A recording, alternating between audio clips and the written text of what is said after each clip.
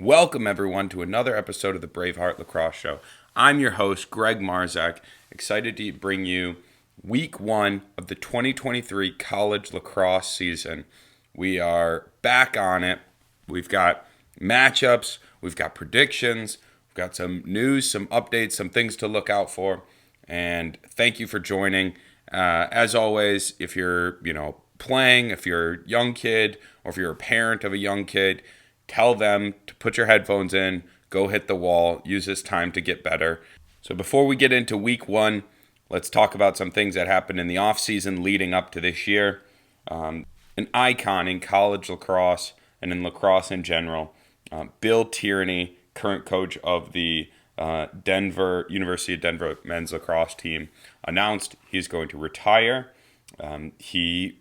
Before Denver winning a national championship there, he was at Princeton, a staple in the college lacrosse world. Really took that program and built an incredible program there. And I'm sure there will be more to come of that story throughout the year. Other major headlines that you've probably heard around, so I won't go too much in detail on them. But again, the transfer portal. We've had teams like Syracuse who have, number one, whether through graduation or transfer portal, have lost three of their last year's top point scorers. Again, but they've also brought in some huge names. There's another, couple major transfers that, like I said, I don't want to go too far into detail because I feel a lot of other outlets have brought in. But the former Stanford football player and captain transferring.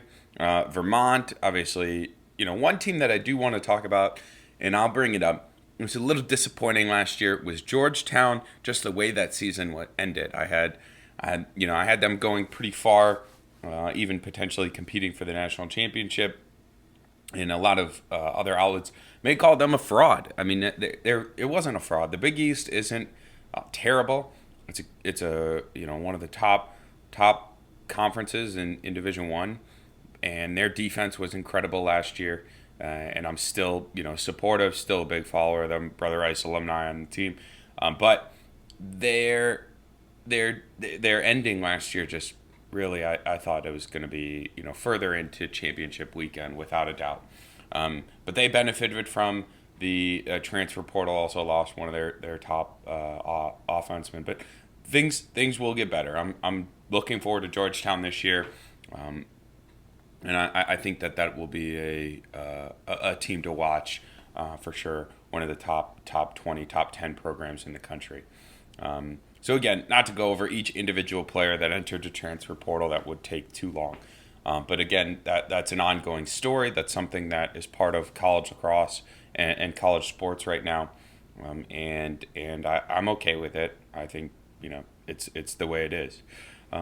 Other topics that we should talk about going into week one. So last year, I don't know if there's any other coverage about this, but the average number of goals per game in the 2022 season was over 20 goals. That's a lot of goals, a lot of scoring. I think that is something to keep in mind moving into this year. Hopefully we'll see a lot of scores, some of the top scoring teams last year. Obviously, Yale, I know they kept teams close last year. A lot of games that were 1 or 2 goals separating those. And not just focusing on Yale, but the Ivy League in general had incredible competition. If you guys remember, a lot of just back and forth. Who was the top team within the Ivy League?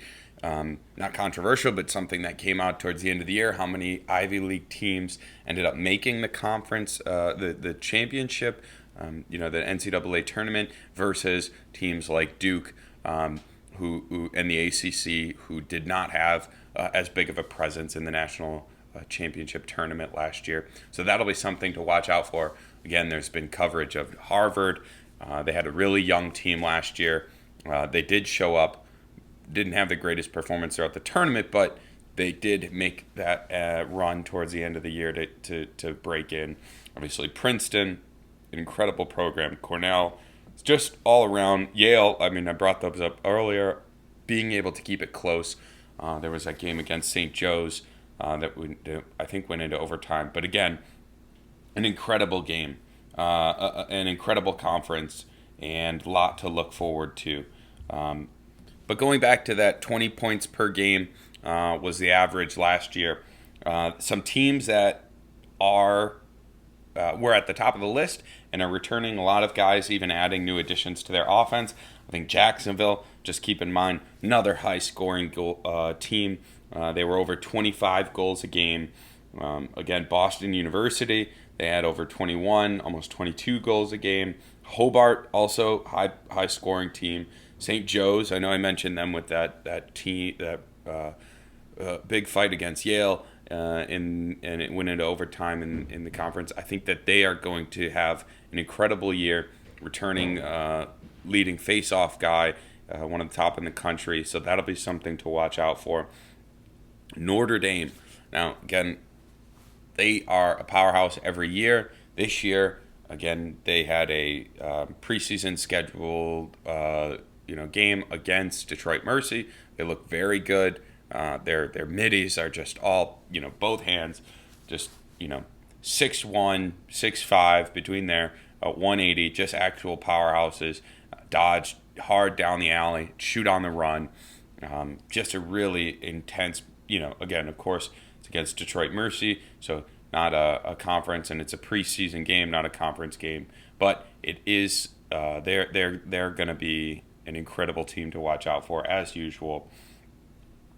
Last year, actually, Duke, while they were unfortunately not making a run in the tournament, they had over almost 24 points per game. I think that they are going to return and have a incredible offense this year, and not to say make up for a disappointing season last year, but definitely make sure that their presence is known and fight to get that ACC conference bid to the tournament. I know it's sort of controversial. The ACC doesn't have I think 6 teams to get them the automatic qualifying bid for 2 teams to make it. So that, like we said, with how the Ivy League shaped out last year, they got more bids and other conferences sort of suffered from that. But it will be an absolute fight in the ACC to try to make conference, especially when you have Virginia returning so much talent. Just, they're an incredible team. But these are the usual suspects. I mean, we're talking about Duke, Maryland, obviously, Notre Dame, Virginia, to be incredible powerhouses. Another offense. I know we're staying here on the offensive side of the ball, but one player I want to give a shout out to, Jordan Hyde. Utah, they had 23, almost 23 points per game last year. They had that incredible Week 1 opener. Unfortunately, I think they lost, but it was a 1-goal game. Just an awesome Week 1 start last year, and keep an eye out for them. Jordan Hyde was one of the top offensive players last year. They had a couple, if I remember correctly, players in the points per game that led, let me look here. I can't remember their entire offense. Oh yeah, Tyler Bradbury as well. He's a returning player. Also, like I mentioned, Jordan Hyde. So just a lot of exciting things, a lot of points being scored throughout the year, and it'll be exciting to see how that shakes out for the 2023 season. This episode is brought to you by Omnia Lacrosse. As we get into the college lacrosse picks for Week 1 of the 2023 season, just want to let everyone know Omnia has ongoing winter sessions, workout sessions. There's the box teams that you can sign up for, and there are teams tryouts for the upcoming spring and summer season. Check out OmniaLacrosse.com, one of the best club programs in the state of Michigan, and they're proud sponsor of the Braveheart Lacrosse show. They recommend obviously listening, but also going in and hitting the wall, putting in the time before your upcoming high school or grade school lacrosse seasons, getting better, using this as an opportunity and a tool to improve your lacrosse game. But the picks for week 1. Obviously, we have some incredible matchups. Exciting to finally get lacrosse back on the schedule. Some games that I'd like to highlight. Number 1, Bellarmine and Duke. This is at noon on Saturday. We've got. I truly believe this is going to be Duke is going to come out. They're going to put up, probably 12, 13 points. They have a statement to make. And now Bellarmine, I'm not saying they're a terrible team. Unfortunately, they did lose one of their top defensive players last year, a record, historic player within the program, all time, one of the leading defensemen. But they even tried to replace him this year. Benny O'Rourke, some offensive roles.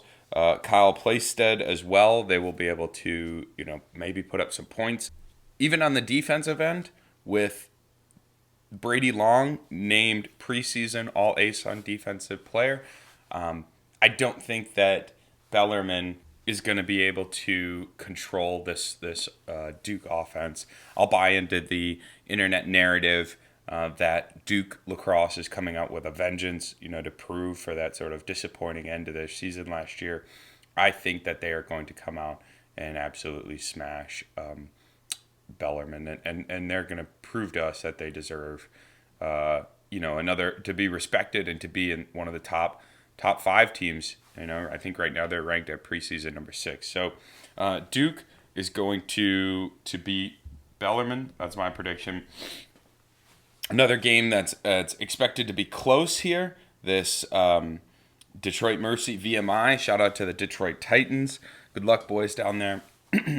Currently, they are favored. I think that Detroit is going to win. I'm going to take them. I think that we're going to have a great season here.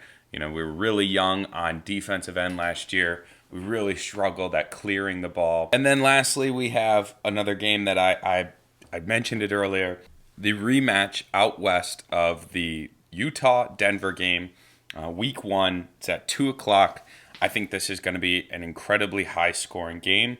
We've got Bill Tierney, on his last first game of the year, and like I mentioned, some of the top returning point scorers in the league. I think there's going to be an absolute fireworks show in this game. It's going to be incredible. Games to keep an eye out for. We have the Vermont-Syracuse matchup. That's at 1 o'clock on Saturday. There's a late night game at 7 p.m. Johns Hopkins versus Jacksonville. If you're asking me, I typically lean towards Jacksonville. And then obviously some games on Sunday, the Hofstra-Merrimack game and the Holy Cross and Providence game. Just big East Coast there matchups. But I am extremely excited. Thank you, everyone, for listening. Looking forward to seeing how this season plays out. Be sure to like, comment, subscribe, whatever platform you're on, and we will get after it next week with a recap. There's some exciting news coming out about the Lacrosse World Championships held in San Diego. That will be something to keep an eye out for. And yeah, go hit the wall. Tell your parents you love them.